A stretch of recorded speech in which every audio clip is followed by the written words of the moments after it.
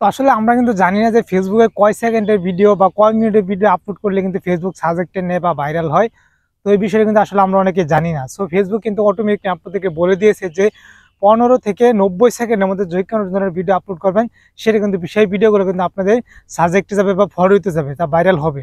তো এই জন্য আপনাদেরকে বলছি ভাই, আপনারা সবসময় 15 থেকে 90 সেকেন্ডের মধ্যে ভিডিওগুলো আপলোড করেন, আপনাদের ভিডিও হচ্ছে তাড়াতাড়ি ভাইরাল হবে। তো ভাইরাল করার জন্য কারো কিছু চাইতে হবে না, আপনারা সুন্দর সুন্দর টপিক বা নতুন নতুন ইউনিক কোনো কিছু ভিডিও আপলোড করেন, বা যেগুলো দেখলে মানুষে উৎসাহিত হয় বা হাসি পায়, এরকম ধরনের কোনো কিছু নতুন নতুন ইউনিক ভিডিও আপলোড করেন, আপনাদের ভিডিও অটোমেটিকলি ভাইরাল হবে। তো সবচেয়ে মজার বিষয় হলো, যেহেতু ফেসবুক বলে দিয়েছে যে 15 থেকে 90 সেকেন্ডের মধ্যে ভিডিও আপলোড করলে সেগুলো ভিডিও ভাইরাল হয়।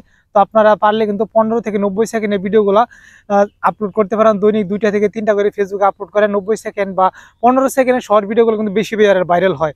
তো আপনারা চাইলে কিন্তু 15 সেকেন্ডের শর্ট ভিডিওগুলো বেশি বেশি আপলোড করেন, অতি তাড়াতাড়ি কিন্তু আপনারা ফেসবুক থেকে সফল হতে পারবেন। যদি মন থেকে ভালো লাগে, অবশ্যই চ্যানেলটাতে একটা লাইক করে চ্যানেলটাকে সাবস্ক্রাইব করে দিবেন পরবর্তী নতুন নতুন ভিডিও পেতে। সবাইকে ধন্যবাদ।